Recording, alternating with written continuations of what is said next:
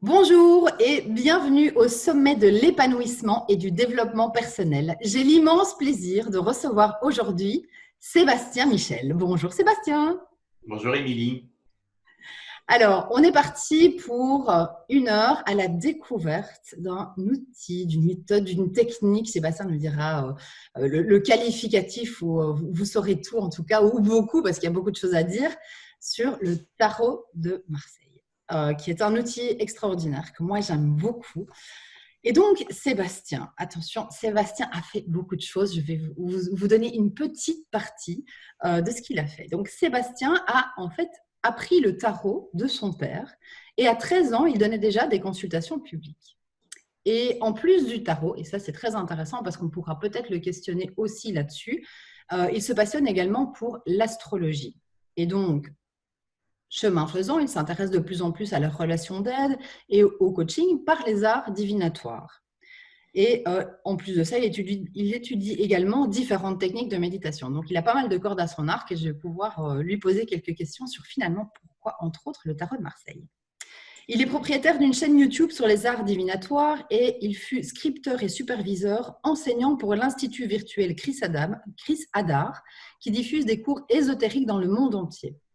Sébastien donne régulièrement des conférences et des ateliers de vulgarisation. J'avoue que ça va beaucoup nous aider aujourd'hui. Et il est également chroniqueur ésotérique à la télévision québécoise. Tu as écrit 6 livres sur le tarot et l'astrologie, dont certains forcément publiés en France par une maison d'édition parisienne et distribués en Europe et au Canada. Et tu as été invité en 2013 par le Salon du Livre de Montréal pour donner une conférence sur les liens entre le tarot et les vies antérieures. Tu es donc un tarologue et un astrologue de la nouvelle génération qui croit que le tarot et l'astrologie sont prioritairement des outils de développement personnel, de coaching et de création de la réalité plutôt que de la simple prédiction du futur. Et ça, j'adore parce que ça nous rend créateurs de notre vie et d'avoir ce genre d'outils en soutien. Donc, tu vas nous expliquer tout, comment tu utilises tout ça. Et donc, tu prônes la méthode américaine qui veut que l'on apprenne plus par la pratique que par la théorie. Et donc, tu accordes beaucoup d'importance à la place de la pratique. Et donc, dis-nous, Sébastien, pourquoi as-tu accepté de participer à ce sommet? Je pense que la première chose qui m'a plu, c'était l'idée justement du développement personnel ou de l'épanouissement personnel. Tu le disais dans ma présentation, cette idée qu'on peut lire l'avenir avec le tarot de Marseille. Ça fonctionne. Je l'enseigne, je l'utilise de temps en temps. Et c'est vrai que c'est étonnant. C'est vrai que c'est un outil qui est étonnant. Et c'est vrai que c'est souvent la première façon avec laquelle on aborde le tarot ou avec laquelle on découvre le tarot. Et très, très rapidement, on se rend compte que le tarot peut être plus que ça et qui peut vraiment aller du côté de l'épanouissement personnel et du développement personnel. Alors moi, je trouvais assez agréable d'avoir une invitation pour aller parler surtout de cet aspect-là du tarot, le faire découvrir parce que dans le grand public, souvent la seule image qu'on a du tarot, c'est la lecture divinatoire, la lecture de l'avenir. Et je pense que ça devrait être plus connu l'idée du coaching ou de l'orientation personnelle avec le tarot. Et c'est ce que j'ai envie, au fond, de discuter aujourd'hui. Mais oui, c'est vrai qu'en fait, c'est vrai qu'en discutant ensemble, on s'est dit, enfin voilà, finalement, le tarot, c'est souvent utilisé. Et quand tu tapes tarot de Marseille, tu as directement ah ben, on vous lit votre avenir, est-ce que vous devez vous mettre en relation de couple, tarot, oui, tarot question oui, non. Enfin, et donc, j'aime vraiment voilà, l'approche, effectivement, en disant, mais c'est aussi un outil qui te permet au quotidien, pas de définir toute ta vie et de savoir si tu dois manger plutôt des nouilles ou des frites.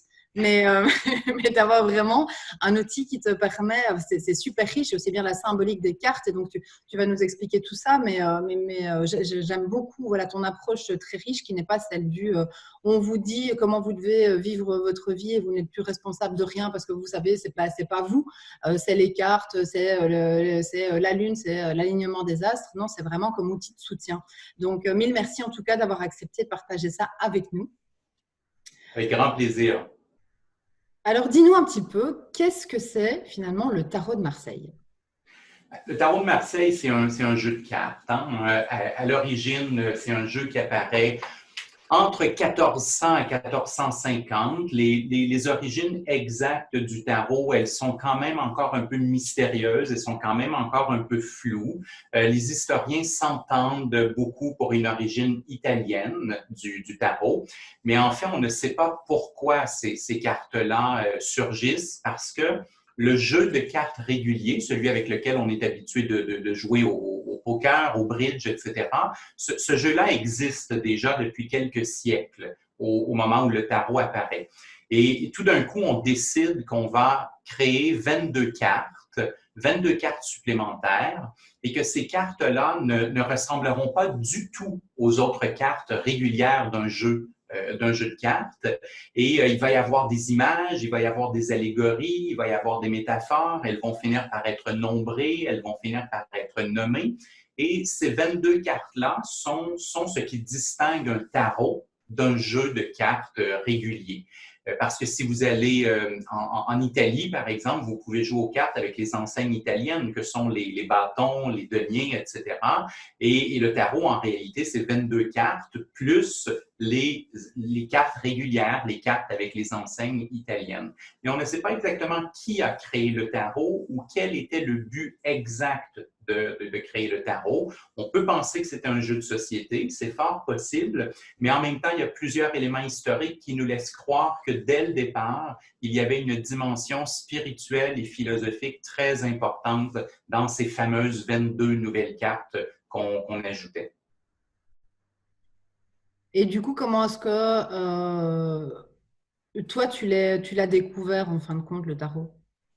Ben moi, je suis un peu comme Obélix, c'est-à-dire que je suis tombé dedans quand j'étais petit. Mon père faisait du tarot. Alors, ça m'a pris un certain temps avant de comprendre que c'était pas la norme de tout le monde, mais pour moi, à la maison, le fait qu'il y ait un jeu de tarot qui traînait sur la table, c'était tout à fait normal. Ou l'idée que mon père pouvait recevoir quelqu'un en consultation avec les cartes de tarot, c'était tout à fait normal.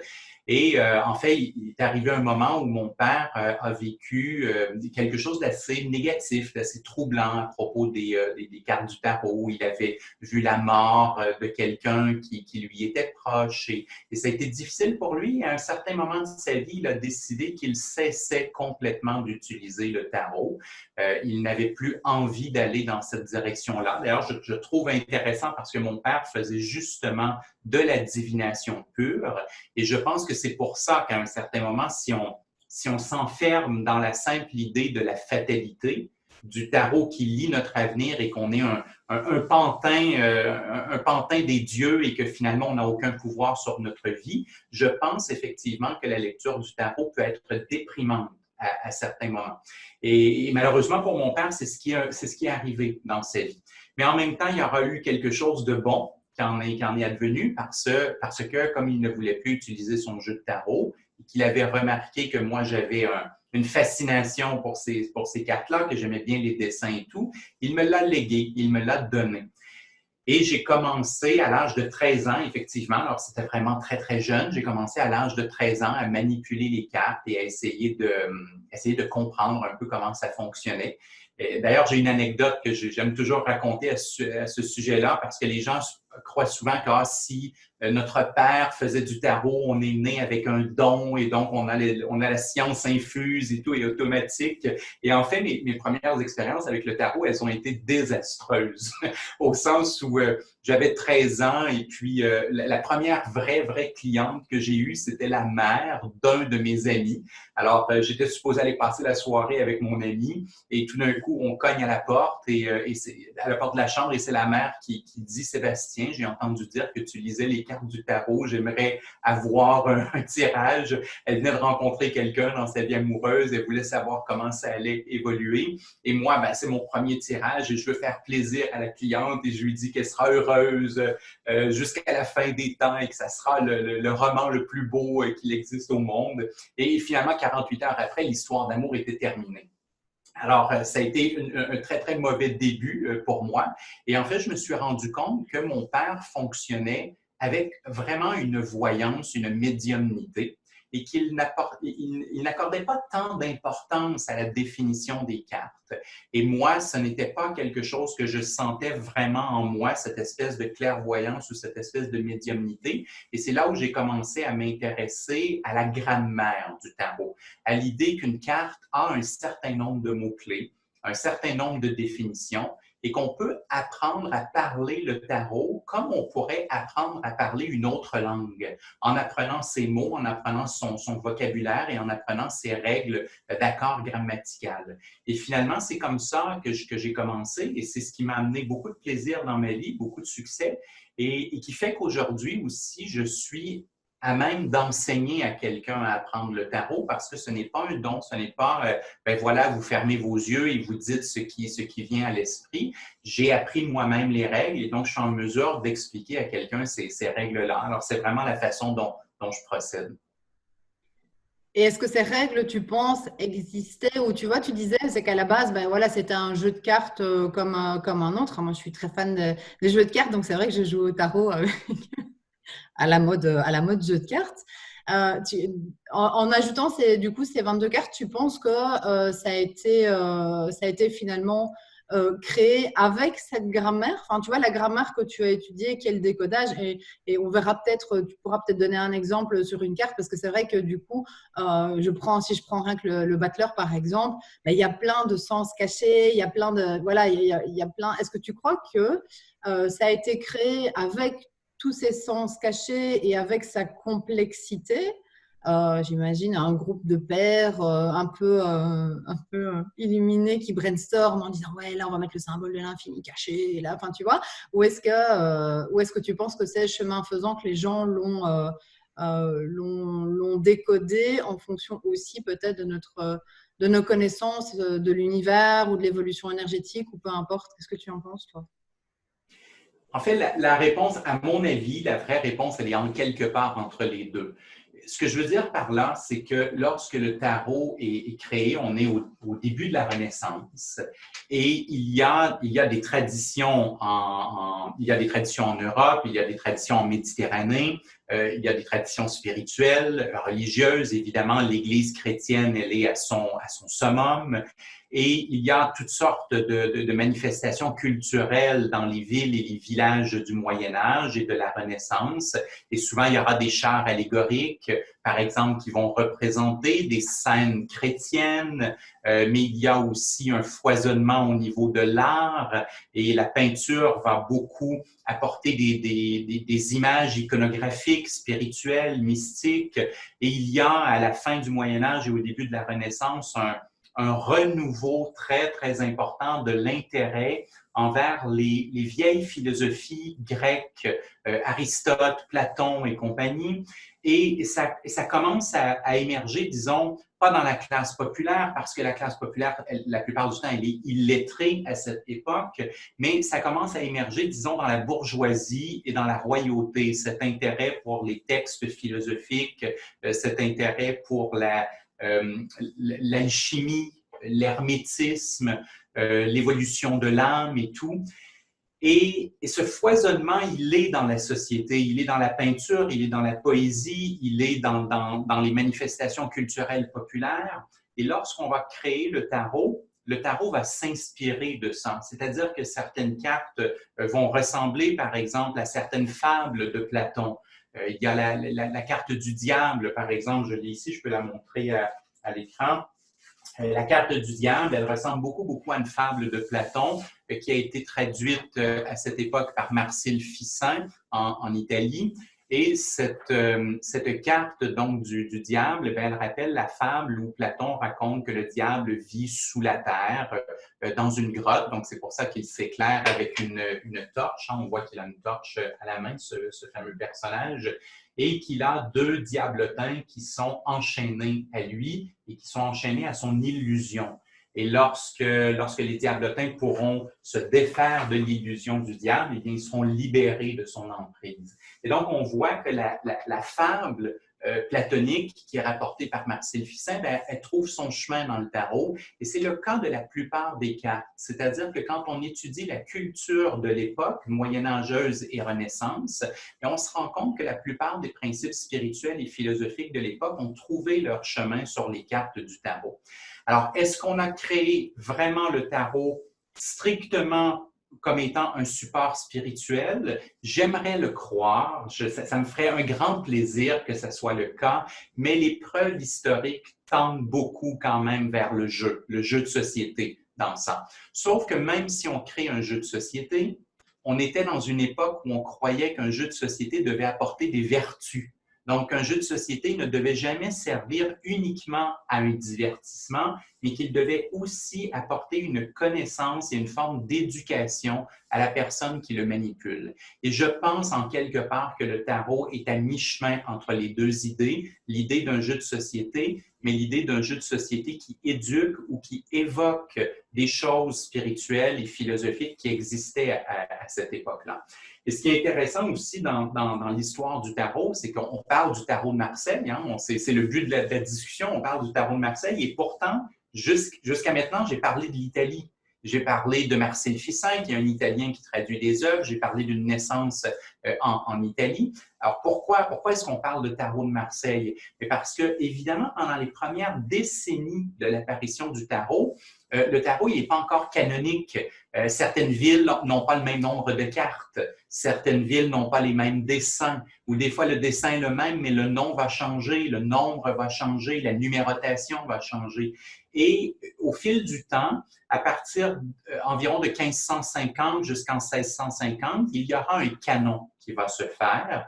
Et là, les cartes seront vraiment toujours identiques et la numérotation sera toujours identique et la nomenclature sera toujours identique. Et ce canon va se faire principalement en France, autour de la région de Lyon. Plus tard, Marseille ira dans la direction, mais les jeux les plus vieux, en tous les cas, qu'on retrouve, viennent de Lyon. Et c'est vraiment dans le tarot qu'on dit de Marseille que l'on retrouve le canon du tarot qui est vraiment immuable et qui aura perduré pendant plusieurs siècles. Avant qu'on commence à avoir des tarots modernes, pendant très, très longtemps, il n'y avait à peu près que le modèle du tarot de Marseille. Et donc, du coup, ça veut dire que effectivement, les dessins ont été transformés par rapport aux dessins qui existaient, ou la multiplicité, en tout cas, des dessins qui existaient, pour finalement s'arrêter à un dessin spécifique. Effectivement, comme tu disais, le canon, ici, le diable, si ça tombe, il y avait effectivement, en fonction des régions et des créations, style 10 diables différents.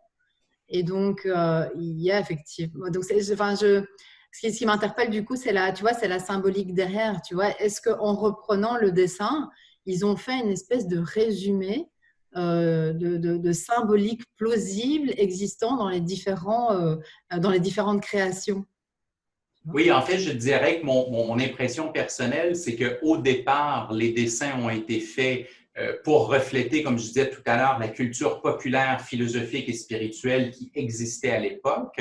Et je pense que lorsque le tarot de Marseille a commencé justement à devenir, disons, structuré et à être toujours répété de la même façon, mon impression, c'est que les gens qui ont créé le tarot de Marseille sont partis du modèle existant qui lui-même s'était inspiré de la philosophie ambiante, mais qu'au moment où on a créé le canon marseillais, je crois que là, ça me paraît très clair que les codes graphiques sont vraiment décidés en fonction de livrer une information.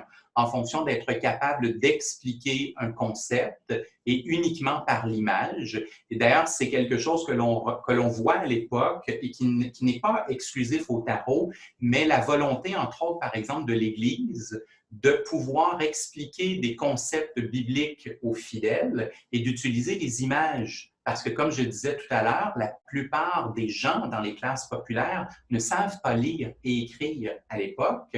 Et en plus, la messe est en latin, la Bible est en latin, alors ça complique encore plus les choses. Et la façon dont l'Église avait décidé de procéder, c'était de créer des images qui fait que même si je ne sais pas lire, je peux regarder l'image et comprendre le concept que j'aurais dû lire habituellement dans un livre. Et mon impression, c'est que c'est exactement ce qu'on a fait avec le tarot de Marseille, c'est-à-dire qu'on a installé une symbolique qui permet de la lire, même si on ne saurait ni lire ni écrire, on pourrait quand même comprendre la carte.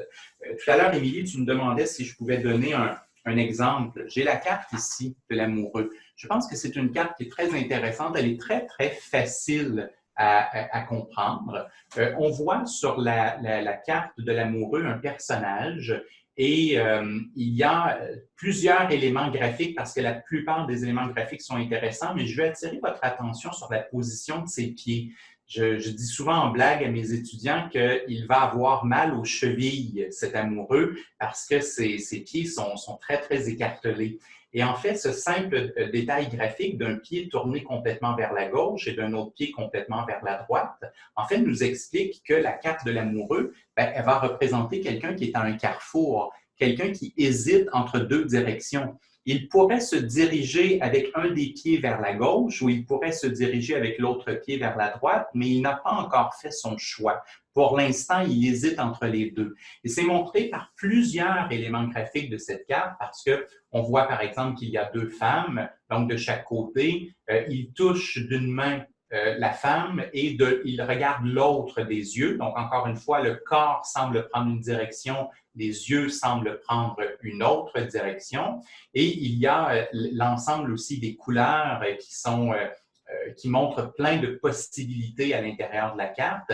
Bref, comme on voit, on peut aller chercher beaucoup de matériel, mais il y a cette idée que lorsque je regarde cette carte, même si je ne sais pas lire et écrire, même si je ne connais pas nécessairement le tarot, ça sera très, très facile de voir ce personnage comme hésitant entre deux femmes ou hésitant entre deux voies, hésitant entre deux choix. Et donc, comprendre l'idée qu'il y a un carrefour et qu'à la limite, si le client tire cette carte, bien, il est à un moment de sa vie où il doit faire un choix, il doit prendre une décision. Il y a donc devant lui plusieurs possibilités. On voit que le code, au fond, le code graphique nous l'explique. Le code graphique nous l'illustre. Et l'ensemble des cartes du tarot peuvent être lues en fonction de leur couleur, en fonction de ce qui apparaît, des éléments qui apparaissent sur la carte, les personnages, la direction des regards, les mouvements qui sont faits. C'est vraiment, vraiment très, très riche. On peut aller chercher l'ensemble des explications. Et en même temps, l'amoureux, ce qui est intéressant par rapport à ce que je disais tout à l'heure, où est-ce que je dis que le tarot, il est au confluent d'une époque qui s'intéressait à Platon et à la philosophie grecque en général, c'est que lorsque l'on regarde l'amoureux, on a des images en peinture qui sont très, très proches de l'amoureux et qui représentent en fait Hercule entre le vice et la vertu. Donc, Hercule entre le vice et la vertu, c'est une très vieille fable qui est souvent rapportée, une fable mythologique, où le personnage d'Hercule doit choisir entre la route du vice ou la route de la vertu. Évidemment, la route de la vertu, elle est plus difficile, elle exige plus d'efforts, alors que la route du vice, elle est belle, elle est facile, elle est agréable, mais la personne qui choisit l'évolution de l'âme va choisir la difficulté de la vertu, parce que la récompense spirituelle ultime est plus intéressante, elle est plus importante. Et cette fable-là, elle s'est retrouvée dans le tarot de Marseille et elle s'est retrouvée, entre autres, avec l'amoureux qui hésite bel et bien entre le vice et la vertu parce qu'on dit souvent qu'une des deux femmes est une prostituée et que l'autre femme pourrait être une épouse. Alors là, évidemment, on est dans un jeu qui a été créé il y a 500, 600 ans. Là, il y a un côté assez macho et des fois, à la limite, un peu ringard. Il faut passer par-dessus par-dessus la culture d'époque et comprendre qu'on parle ici autant d'une femme que d'un homme, il n'y a pas de jugement de valeur ou de choses comme ça, mais il y a cette idée d'un personnage qui hésite entre une voie qui est facile et gratifiante à court terme et une voie qui est plus difficile et moins gratifiante à court terme, mais qui peut être le couronnement d'une vie si on prend cette direction et qu'on fait l'effort de prendre la direction. Et est-ce que l'amoureux veut toujours, est-ce que l'amoureux, pour reprendre cet exemple-là, veut toujours dire ça dans tous les aspects, à tous les moments? Donc, si on tire pour le pro, pour le perso, pour la santé, pour le relationnel, peu importe, est-ce que ça veut toujours dire qu'on est à un point de choix à un moment donné? Je dirais que oui, avec une nuance importante que, évidemment, je vous ai présenté une des facettes de l'amoureux. Il y en a plus qu'une, il y a plus qu'une facette, il y a plus qu'une définition dans l'amoureux. Il y a quand même un ensemble de variantes. Par exemple, l'amoureux va représenter aussi le désir de quelque chose. L'amoureux va représenter la conversation, le dialogue, puisqu'on a trois personnages qui sont en train de parler ensemble. Donc, même l'amoureux pourrait représenter à la limite la foule, le public, le groupe, le fait d'être ensemble. Donc, il y a plusieurs définitions possibles dans l'amoureux, mais n'empêche que les grands mots-clés, comme celui du carrefour, va avoir tendance à se jouer, peu importe le thème effectivement de la question, parce que si je me retrouve sur un plan amoureux, peut-être que je suis un carrefour de ma vie amoureuse. Et l'adaptation au fond du tarot, bien, c'est là où ça devient aussi un art, au sens où il faut connaître les concepts, mais il faut aussi être capable de les adapter à la situation que l'on regarde. Si je suis célibataire et que je tire l'amoureux, peut-être que ce que l'amoureux est en train de me dire, c'est que je suis un carrefour de ma vie, donc j'ai la possibilité de rencontrer quelqu'un. Alors le carrefour devient le choix entre le célibat et le fait d'être en couple. Mais si je suis déjà en couple et que je tire l'amoureux, à ce moment-là, l'amoureux pourrait me montrer que je suis un carrefour de ma vie sentimentale, de mon couple, et qu'en quelque part, j'ai un choix à faire. Est-ce que je veux continuer avec cette personne ou est-ce que je voudrais aller avec une autre ou reprendre mon célibat ou est-ce que je veux apporter des modifications à mon couple? Donc, on voit qu'il y a plusieurs possibilités, mais au fond des choses, on est toujours face à un carrefour et on est toujours face à une décision à prendre dans la situation où laquelle cette carte est tirée. Et justement, tu parles de situation. Donc, dans quelle situation est-ce que le tarot peut aider? Donc, comment est-ce qu'il peut m'aider à… alors, soit on parlera des tirages après, mais tu vois, dans les questions qui sont posées ou à quel moment, à un moment donné, moi, ce qui m'intéresse beaucoup, c'est un peu l'idée de ce sommet, c'est de se dire, ben, on peut faire plein de choses, mais je ressens peut-être un malaise ou j'ai besoin d'un coup de main après le confinement. Voilà, je me pose plein de questions. Dans quelle situation est-ce que je peux me dire, ah ben là, tiens, j'irais bien consulter soit quelqu'un pour me lire mes cartes ou apprendre le tarot, ou tiens, le tarot peut être une chouette ressource. Dans quelle situation clé selon toi? À mon avis, c'est là où on va voir la possibilité de faire passer le tarot d'un aspect strictement divinatoire à un aspect que j'appelle souvent coaching. Alors, j'ai dit tout à l'heure que le tarot divinatoire existe et il fonctionne. Je l'ai testé, je l'ai enseigné. Je peux vous jurer que si vous apprenez adéquatement la lecture de l'avenir avec le tarot, vous allez être époustouflé par la capacité du tarot de prédire l'avenir. J'estimerais que le taux de succès des prédictions tarologiques bien faites, bien lues, est autour de 80%. Donc, un bon 80% de succès sur les prédictions qui sont faites. C'est énorme parce que le hasard est autour de 20%. Alors, c'est 4 fois plus que le hasard et c'est beaucoup plus que la météo et beaucoup mieux que la bourse et que tous les gens qui essaient de prédire la politique, par exemple. Donc, le tarot fonctionne vraiment, vraiment bien en lecture de l'avenir. Mais il y a un moment où on peut se poser la question, pourquoi? Comment c'est possible que le tarot connaisse l'avenir? Et personnellement, c'est là où il y a eu un déclic. Pour moi, c'est là où il y a eu un déclic vers le coaching. Parce qu'à un certain moment, je me suis dit, OK, est-ce que ça veut dire que le tarot, est-ce que ça veut dire qu'il y a une fatalité, que tout est écrit et qu'en quelque part, le tarot aurait accès à ce grand livre où tout est écrit? Et j'ai remarqué que non. J'ai remarqué que non parce que quelquefois, je me faisais un tirage de tarot et par exemple, ça me disait, je ne sais pas, disons professionnellement, la vie professionnelle évolue de façon très, très négative et puis il y a des problèmes dans l'entreprise où tu travailles et il y a un risque de perdre l'emploi. Et là, je me disais, OK, bon, ben maintenant que je sais ça, peut-être que je pourrais commencer, et j'ai confiance au tarot, alors peut-être que je pourrais commencer à investiguer pour voir si je pourrais peut-être avoir un autre emploi ailleurs. Et là, je me rendais compte qu'éventuellement, ben oui, je pouvais transférer, obtenir une promotion ou un autre emploi, et je laissais aller l'emploi précédent, et finalement, il ne m'arrivait aucun malheur professionnel. Il ne m'arrivait aucun malheur professionnel parce que j'étais parti d'une projection dans le futur du tarot, mais la projection, elle était partie du présent, presque comme en météo. Il y a un front chaud, il y a un front froid. On prévoit qu'ils vont se rencontrer dans 48 heures. Donc, quand ils se rencontreront, il y aura de la pluie, exemple. Oui, mais si le front chaud change de direction ou si le front froid ralentit, bien, la prédiction, elle est plus bonne. Il n'y aura pas de pluie dans 48 heures parce qu'il y a eu un changement dans les conditions initiales.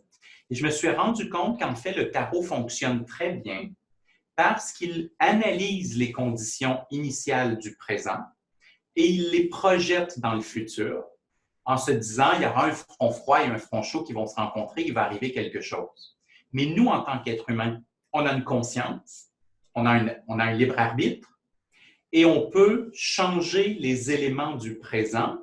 Et si on change les éléments du présent au travers de notre attitude, au travers de nos gestes, eh bien, tout d'un coup, on vient d'avoir l'équivalent de ralentir le front froid ou de faire dévier le front chaud. C'est-à-dire qu'on vient d'avoir l'équivalent de transformer les conditions initiales et de faire en sorte que le futur projeté n'arrivera plus parce que le présent a changé.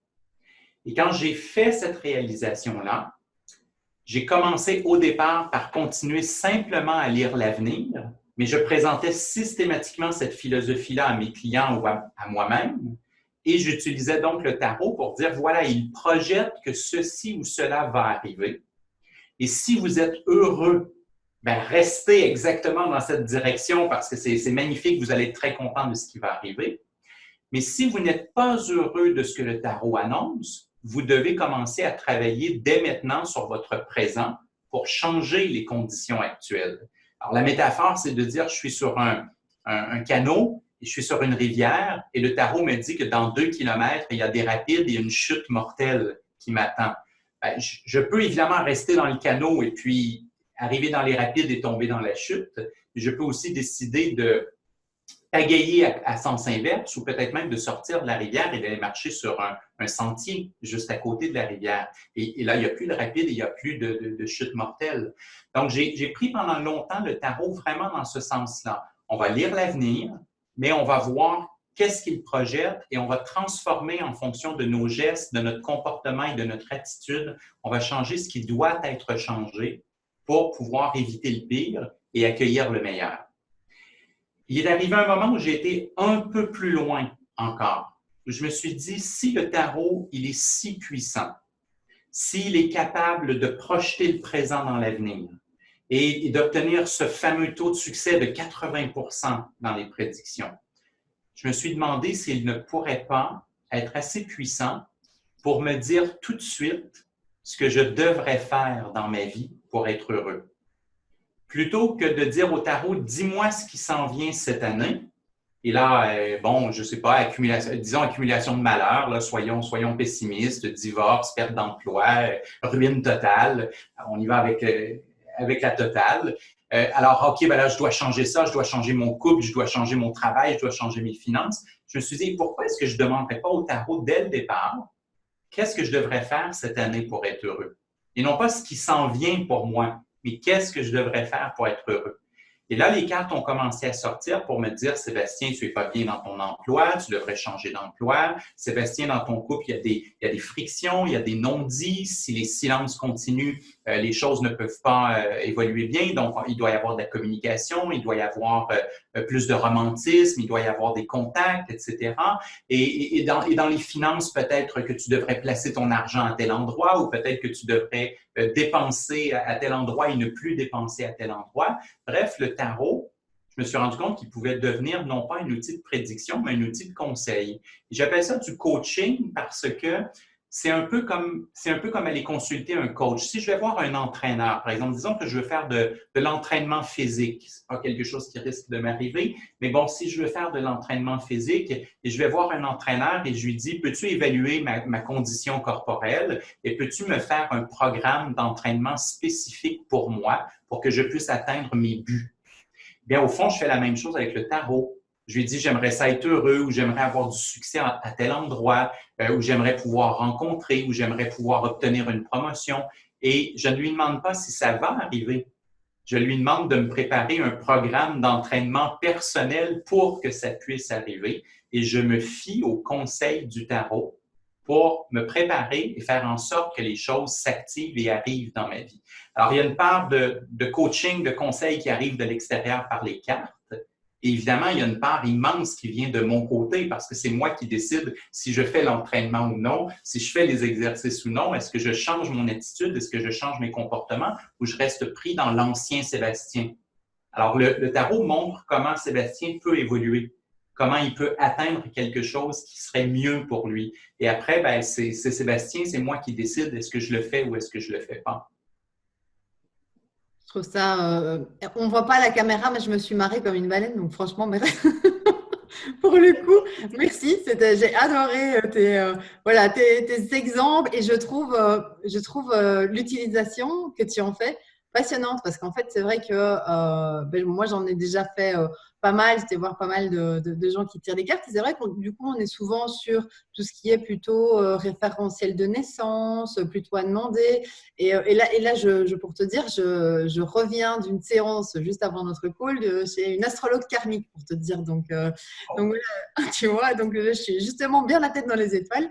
Et effectivement, c'est ce côté, ah ben tiens, qu'est-ce qui est écrit, et avec vraiment le questionnement du libre arbitre.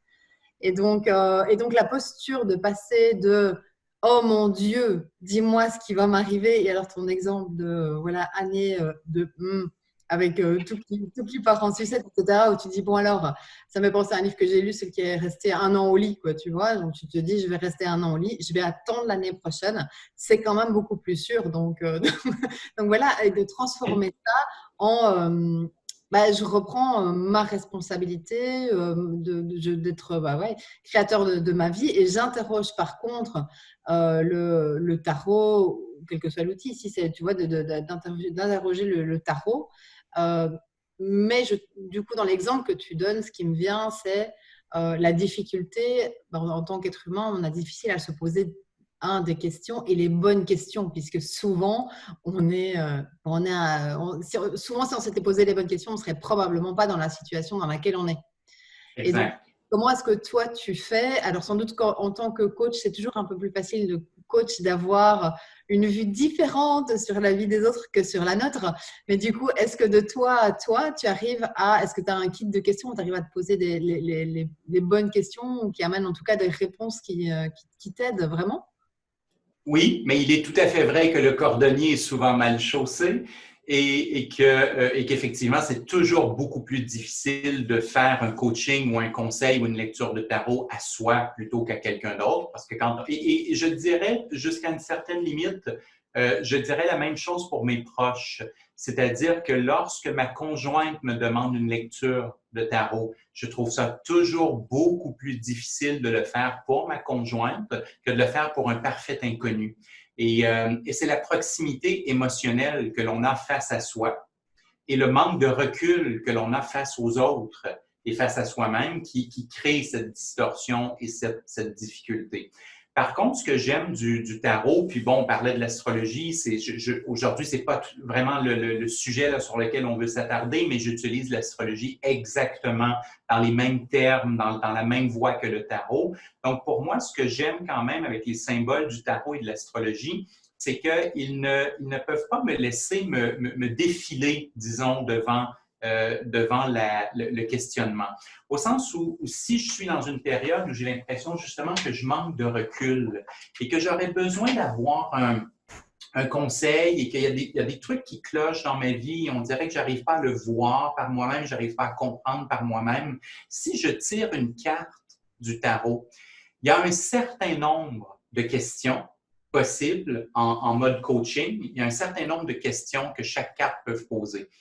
Peut-être, je ne sais pas moi, une dizaine ou une douzaine maximum de questions qu'une carte peut poser. Et le fait de tirer le tarot, ben, ça m'oblige à me poser ces fameuses 10 ou 12 questions et de voir lesquelles résonnent le plus en moi.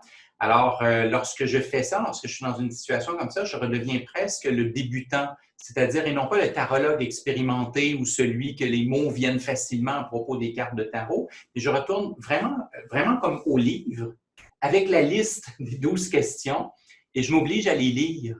Et à chaque fois, je vois bien qu'il y a des questions que je ne voulais pas me poser. Et là, je n'ai pas le choix, je les vois devant moi.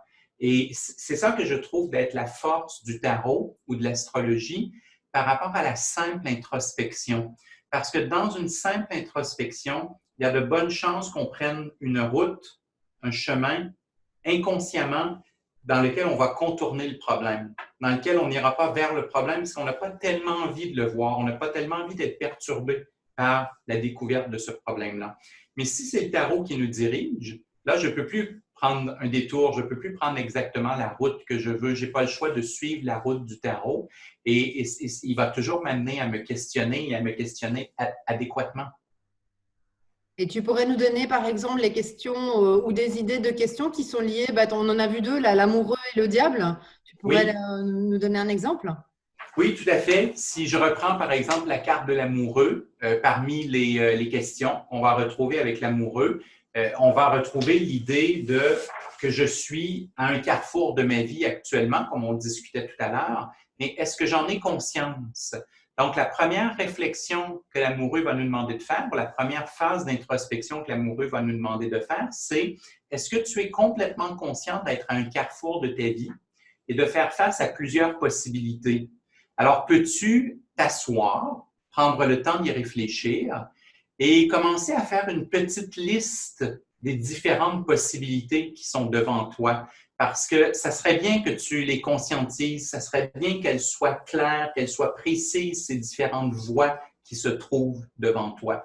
Dans un deuxième temps, l'amoureux va demander de se connecter plutôt au cœur. Hein? J'en ai pas parlé tout à l'heure, mais l'amoureux, le simple titre de la carte, on est évidemment dans une carte qui est émotionnelle. C'est pas une carte qui est très, très cérébrale, c'est une carte qui représente le désir, c'est une carte qui représente l'amour, qui représente le cœur qui bat. Et donc, l'amoureux va demander de faire une réflexion qui est particulièrement émotive. À la différence de d'autres cartes comme l'impératrice ou la justice, qui seraient des cartes très cérébrales et qui demanderaient vraiment de peser le pour et le contre avec des arguments très rationnels et très logiques. Mais l'amoureux, ce n'est pas son idée principale. L'amoureux, c'est de dire, maintenant que tu as conscientisé les différentes voies qui sont devant toi, de laquelle es-tu amoureux? De laquelle de ces voies-là face à laquelle est-ce que tu as des palpitations? Face à laquelle est-ce que tu as un coup de cœur? Face à laquelle est-ce que tu as un désir et une envie très vive? Et souvent, l'amoureux va ramener justement la personne qui était beaucoup dans son intellect, beaucoup dans son cérébral, et qui est en train de dire ben, tu sais, je dois prendre telle et telle décision parce que c'est logique, parce que c'est comme ça, parce que c'est la vie, parce que j'ai des obligations. Et l'amoureux la ramène à dire as-tu regardé qu'il y avait d'autres voies? As-tu pris conscience qu'il y avait d'autres possibilités? Et t'es-tu posé la question à savoir s'il n'y avait pas des possibilités qui t'enthousiasmaient plus que d'autres? Je me souviens d'un exemple, c'est banal ce que je vais dire, mais je me souviens d'un exemple en consultation d'une jeune femme, 22-23 ans, qui est avec moi en tarot et qui est à un moment de sa vie où elle doit choisir le programme d'études universitaires dans lequel elle veut se diriger. Et elle est beaucoup dans le rationnel et elle a plein de choix devant elle, mais aucun des programmes d'études ne l'intéresse vraiment. Elle a l'impression que il y a de bonnes perspectives d'emploi, etc., mais il n'y a rien qui l'allume vraiment et elle vient me voir parce qu'elle se demande qu'est-ce qu'elle devrait faire dans la vie pour être heureuse comme métier. Et l'amoureux était sorti dans son coaching et le discours que j'ai actuellement, j'ai eu ce discours-là avec elle presque mot pour mot. Et tout d'un coup, je vois cette personne-là qui me dit « Mais oui, je sais, Sébastien, de quoi tu parles. Je suis une passionnée de voyage. J'aime le voyage. Je voyage toujours. Je veux dire, dès que je gagne un peu d'argent, tout ce que je mets mon argent, c'est pour aller voyager et tout. Mais on ne peut pas vivre du voyage. Et ma réaction par rapport aux cartes, c'était, as-tu investigué toutes les possibilités? Est-ce que c'est vraiment vrai qu'on ne peut pas vivre dans l'industrie du voyage? Ou est-ce que c'est pas plutôt une idée préconçue, très rationnelle et très cérébrale, qui vient de statistiques, mais des statistiques un peu froides et des fois un peu trompeuses? Et cette jeune femme, elle est sortie de la consultation et j'ai eu la chance de garder un contact avec elle dans les années par la suite. Et elle a fini carrément par fonder au Québec une agence de voyage qui est spécialisée dans les voyages mystiques et spirituels. Alors, si quelqu'un veut aller faire l'ascension du Machu Picchu, par exemple, ou aller faire Compostelle, etc., elle organise les choses pour les gens pour que ça soit simple et facile. Et aujourd'hui, elle vit bien de son métier. Bon, dans les circonstances actuelles, il y a un creux, mais elle vit bien de son métier. Son agence, elle est très bonne, elle réussit très, très bien sa vie et surtout, elle est heureuse. Et je suis convaincu que c'est l'amoureux qui lui a suggéré cette idée parce qu'elle n'écoutait que sa tête et son cerveau, alors qu'elle devait, selon l'amoureux, écouter son cœur dans le choix, écouter ses passions et ses désirs. Donc, du coup, excuse-moi, je rigole encore de l'exemple que tu viens de donner, mais donc ça veut dire que quand tu poses les questions, tu vois, ou qu'on se les pose à soi-même, est-ce que c'est des questions très spécifiques ou est-ce que c'est des questions, tu vois, tu disais, bah, tiens, par rapport au bonheur, c'est qu'est-ce que je dois faire pour être heureux, avoir le bonheur, c'est quand même une question excessivement large qui mérite probablement voilà, une vie à laquelle on travaille probablement une vie pour y arriver. Donc, est-ce que tu peux poser aussi des questions très spécifiques? Là, c'était par rapport au choix d'études. La question que toi, tu avais posée, c'était est-ce que c'est elle qui la pose ou c'est toi qui la pose? Est-ce que tu reformules?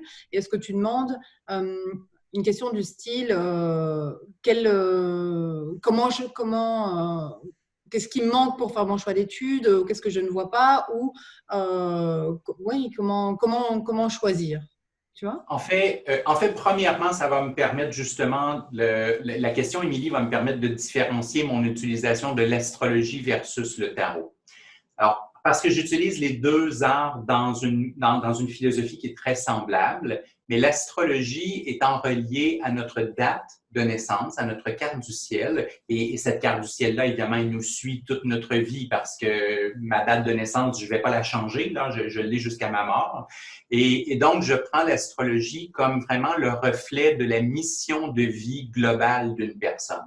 Alors, si quelqu'un vient me voir et qu'elle a l'impression d'être malheureuse en général, c'est-à-dire qu'elle a l'impression d'être perdue dans sa vie et de n'être à sa place en nulle part.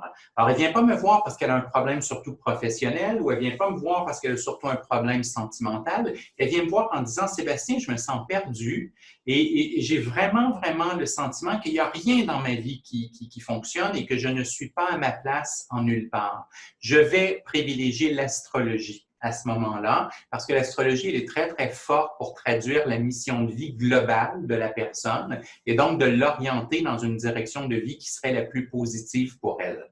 Dans le tarot, je vais habituellement utiliser le tarot pour un domaine un peu plus spécifique. Alors, des fois, la question peut être un peu plus globale, mais n'empêche qu'il y a toujours une question pour moi dans le tarot. Dans mon utilisation du tarot, il y a toujours une question.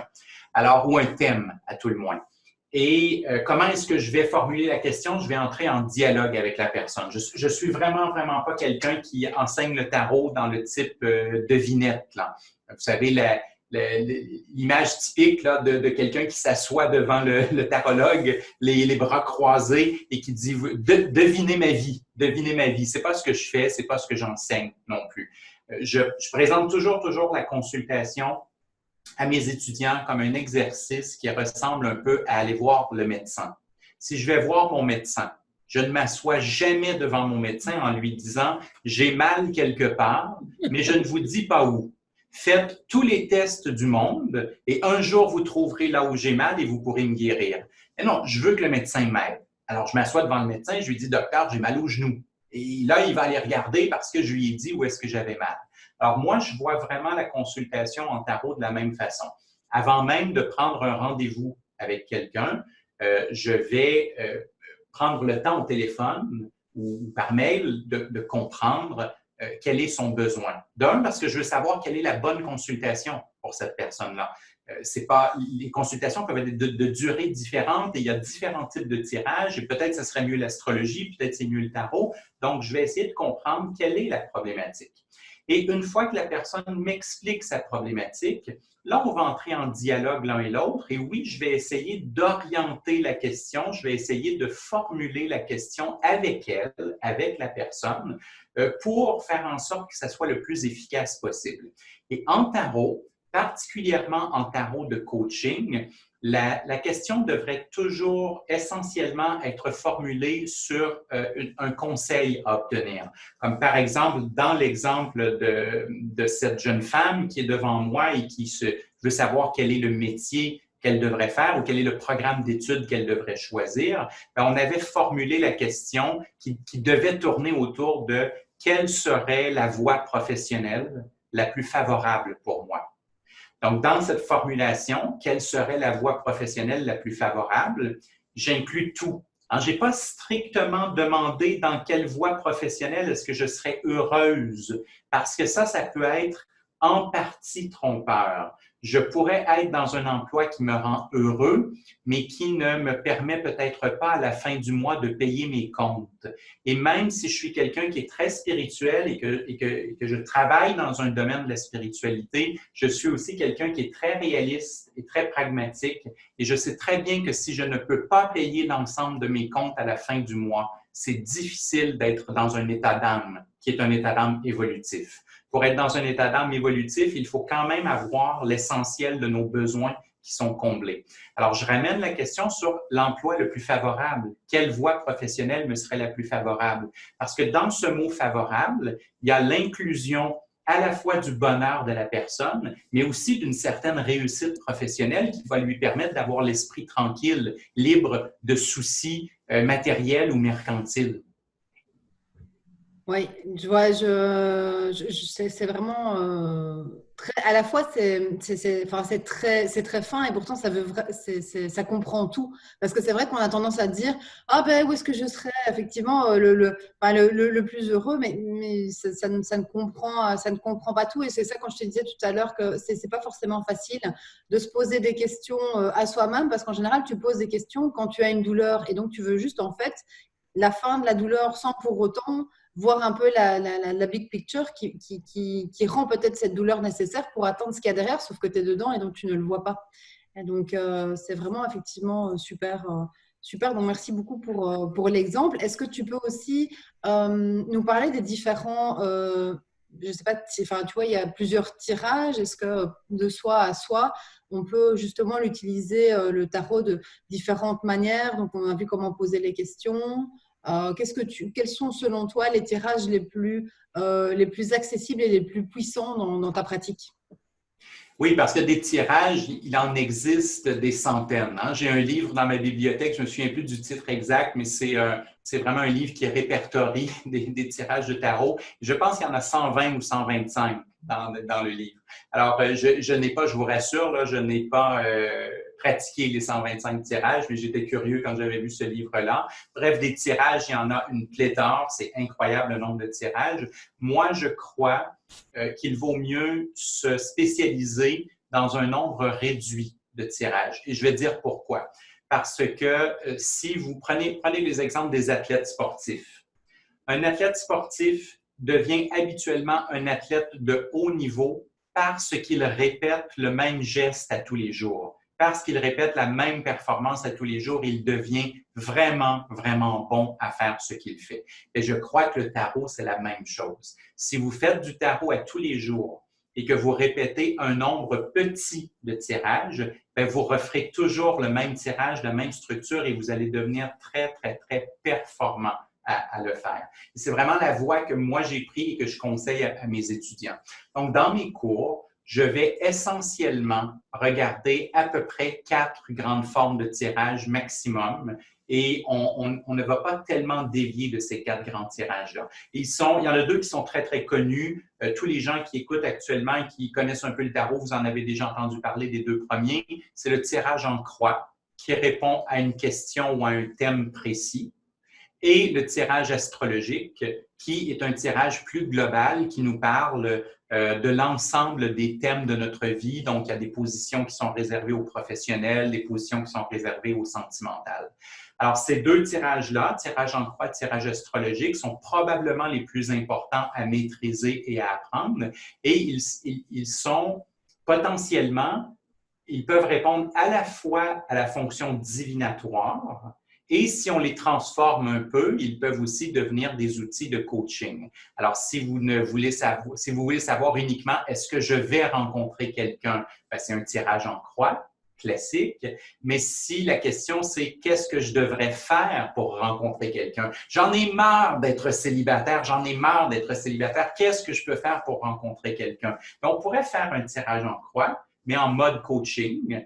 Et on irait chercher cette fois-ci justement les cartes plutôt comme un conseil. Même chose avec le tirage astrologique, c'est juste qu'au lieu de porter sur une question précise, il va porter sur l'ensemble de notre vie au moment actuel. Donc, dans un tirage astrologique, je peux demander ce qui s'en vient pour moi cette année, dans toute ma vie, mais je peux aussi poser la question au tarot. Dis-moi, qu'est-ce que je pourrais faire dans les mois qui viennent, dans tous les secteurs de ma vie, pour améliorer mon existence.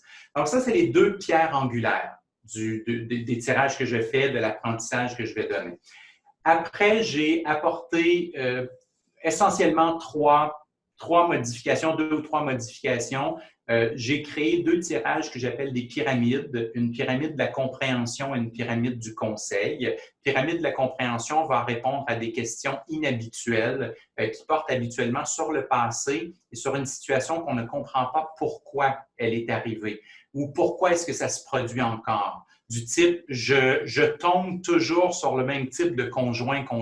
Pourquoi? Pourquoi est-ce que je rencontre toujours le même type de personne? Pourquoi est-ce que j'ai toujours un emploi qui semble magnifique et puis 3 mois après, c'est l'horreur et le patron est débile et les collègues sont insupportables et tout. Donc, pourquoi est-ce que ça m'arrive toujours? Et voire même des fois quelqu'un qui pourrait dire, mes parents se sont divorcés, j'avais 5 ans, mes parents se sont divorcés, j'ai jamais compris pourquoi, ça me dérange encore aujourd'hui, ça me perturbe. Peux-tu me dire pourquoi mes parents se sont divorcés? Est-ce que c'était de ma faute? C'était de la faute de qui? Pourquoi est-ce que c'est arrivé?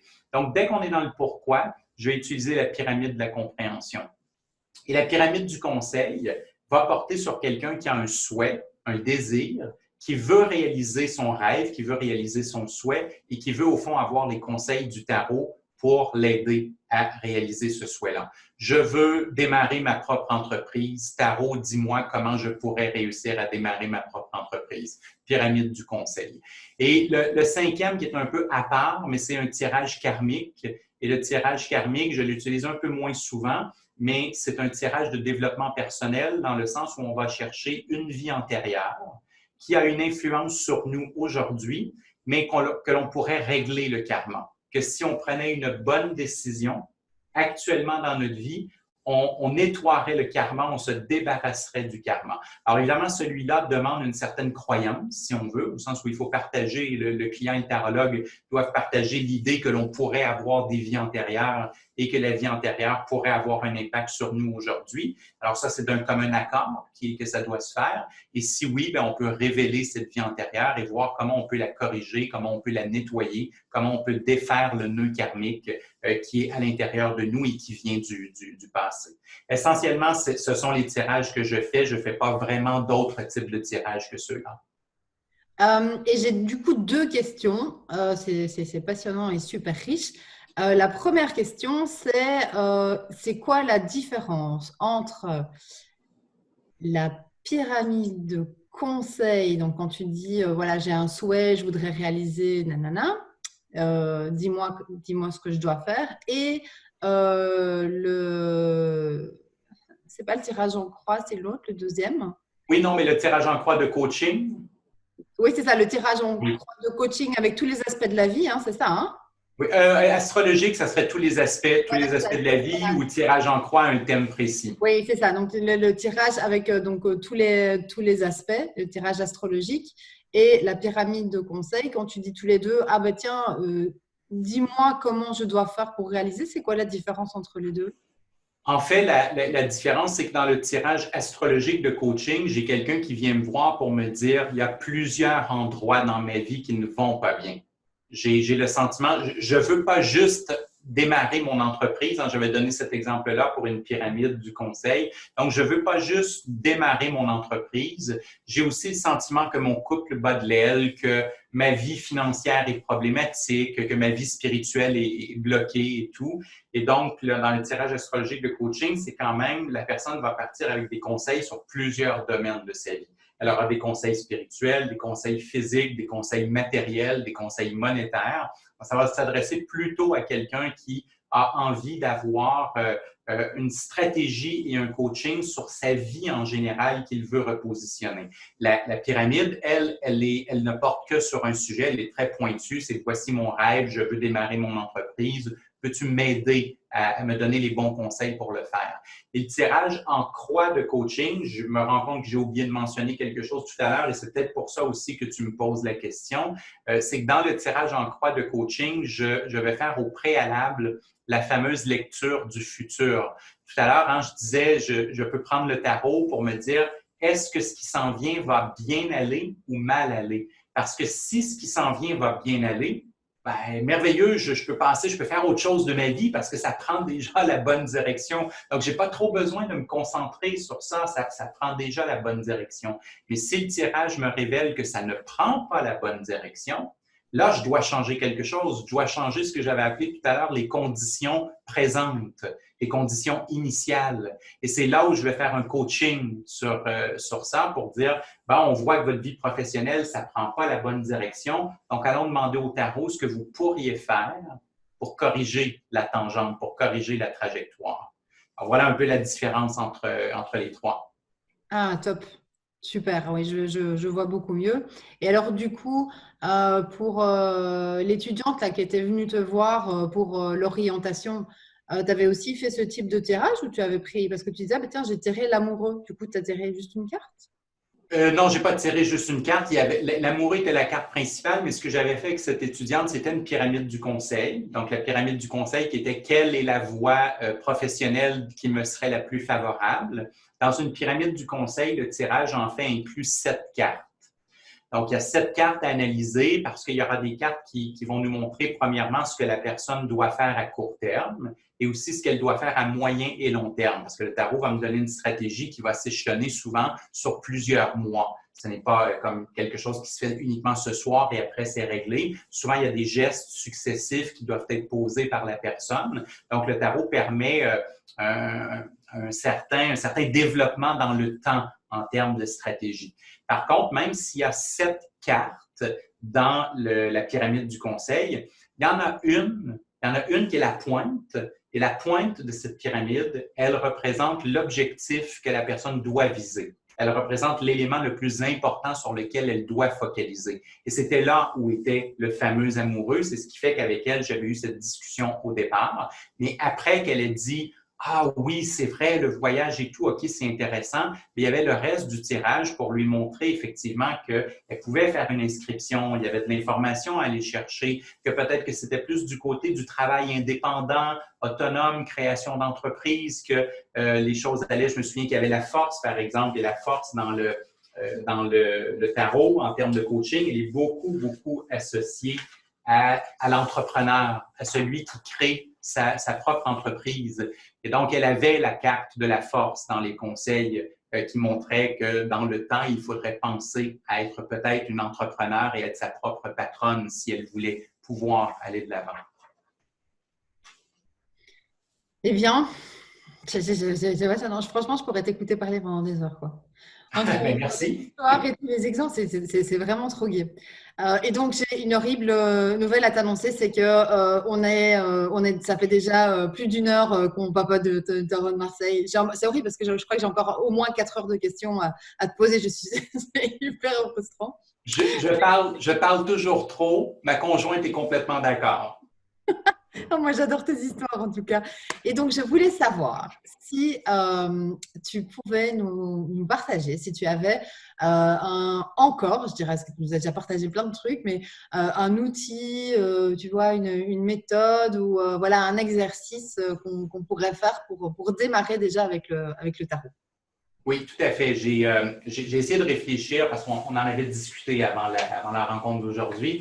Et j'ai essayé de réfléchir parce que je me disais, il y a un certain nombre de gens qui vont nous écouter et qui n'ont peut-être même pas un tarot à la maison, donc qui sont à zéro, là, qui sont débutants en termes de tarot. Et je me demandais s'il y avait quelque chose que je pouvais parler et qui ne nécessitait à la limite même pas la possession de son propre jeu de tarot. Et j'ai pensé à un aspect sur lequel je travaille depuis quelques années qui me fascine, mais pour moi, là, ça a été une découverte extraordinaire. À un certain moment, je regardais de vieux articles, de vieux livres qui portaient sur la magie à l'époque de la Renaissance. Quand je parle de magie, là, je ne parle pas de David Copperfield, là, mais vraiment de magie, magie blanche, euh, attraction et puis la co-création avec l'univers, des choses comme ça. Et je lisais donc sur la magie et je me rendais compte que les mages à la Renaissance utilisaient des images en forme de talisman, en forme de porte-bonheur, et que certaines de ces images ressemblaient beaucoup aux cartes du tarot. Et là, je me suis rendu compte que le graphisme des cartes du tarot était en fait des dérivés de certains talismans magiques que l'on peut utiliser pour attirer quelque chose dans notre vie.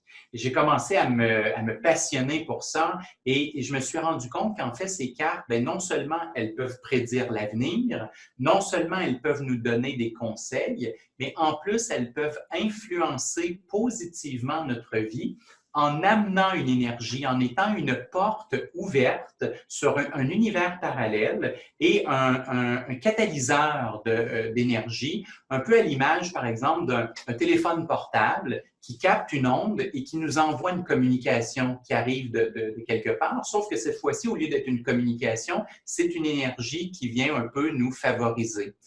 Et ça, c'est relativement simple à faire parce qu'en fait, ce qu'il faut, c'est connaître un peu les définitions des cartes.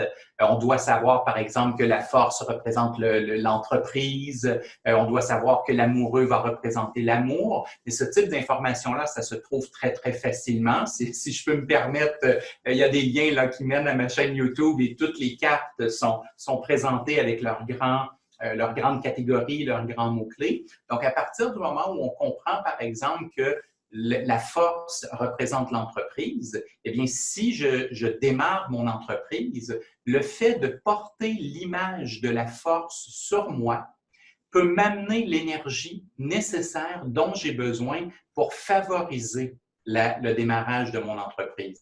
Alors là, la carte, elle prend vraiment un aspect magique. Elle est plus juste en train de prédire ou de conseiller, elle apporte quelque chose. Et aujourd'hui, par exemple, je me suis amusé, j'ai mis 3 cartes derrière moi, elles ont été à l'écran depuis le début, et je me suis dit, comment est-ce que je veux que l'entrevue se passe? Qu'est-ce que je veux qu'il arrive avec ça? Et j'aurais pu placer juste une carte, j'en ai placé 3. Ici, ça devient vraiment un peu un choix personnel. Au début, je vous conseillerais d'y aller avec une seule carte. Ce sera plus facile avec une seule carte. Quand vous connaissez un peu plus les cartes, vous pouvez en poser plus qu'une. Alors, je me suis dit que j'allais mettre l'impératrice parce qu'elle représente les communications qui sont claires, que j'allais mettre le pape parce que ça représente une carte qui démontre un professionnalisme et une bonne capacité à enseigner. Et j'ai mis le monde parce que le monde représente un rayonnement international. Alors, je suis ambitieux et j'ai décidé que la communication serait claire, qu'elle serait professionnelle et que partout dans le monde, on écouterait notre entrevue, notre intervention. Et je les ai placées ici. C'est un peu comme si elles étaient sur moi. Et je les ai placées à proximité pour qu'elles dégagent cette énergie, pour qu'elles apportent cette énergie. Alors, si vous n'avez pas de jeu à la maison, souvenez-vous que ce n'est pas important d'avoir la carte, mais l'image. Alors, si vous savez que la force, c'est une entreprise ou l'amoureux, que ça favorise l'amour, et vous avez une rencontre amoureuse cette semaine, il n'y a rien qui vous empêche d'aller sur le web, d'aller chercher l'image de l'amoureux, de tout simplement l'imprimer et de la porter sur vous, et il y aura une énergie favorable à la rencontre amoureuse qui vous suit pendant tout le temps où vous allez l'avoir sur vous. C'est marrant, tu parlais d'énergie blanche. Est-ce que ça t'étonne si je te dis que tes 3 cartes sont dans mon référentiel de naissance? Non, ça ne m'étonne pas. Ça me prouve juste que l'univers, il est très significatif, intelligent et que la synchronicité, elle est là toujours, toujours. J'adore. Donc, oui, si vous voulez plus d'informations sur Sébastien, en fait, vous allez sur le site, le site du sommet, donc Entrepreneur aligné au sommet, et vous aurez une page avec le descriptif et vous aurez Sébastien. Qui est Sébastien? Vous cliquez dessus et là, vous avez toute une page où voilà, vous aurez la bio de Sébastien, une magnifique photo, hein, je le rappelle, je tiens quand même à le préciser, elle est vraiment bien, et tous les liens où vous pouvez avoir toutes les informations de Sébastien, son site, sa chaîne YouTube. Alors, sachez que sa chaîne YouTube, il y a plein de vidéos qui vous en disent déjà beaucoup sur, effectivement, sur les cartes, sur les tirages. Donc, c'est une chaîne très riche et Sébastien donne vraiment énormément. Donc, faites-vous plaisir, allez-y, puis faites-lui plaisir en plus parce que je pense que voilà, c'est juste… voilà, je trouve que c'est de la bombe. Donc, mille merci, Sébastien, pour ton temps, pour tes partages. Encore une fois, je te dis, j'ai encore pour 4 heures de questions, mais ça ne va pas. Donc, je pense que je vais devoir trouver une autre excuse pour Oui, t'interviewer. oui, voilà. Donc, merci beaucoup et je te dis de toute façon à tout bientôt. Merci à toi.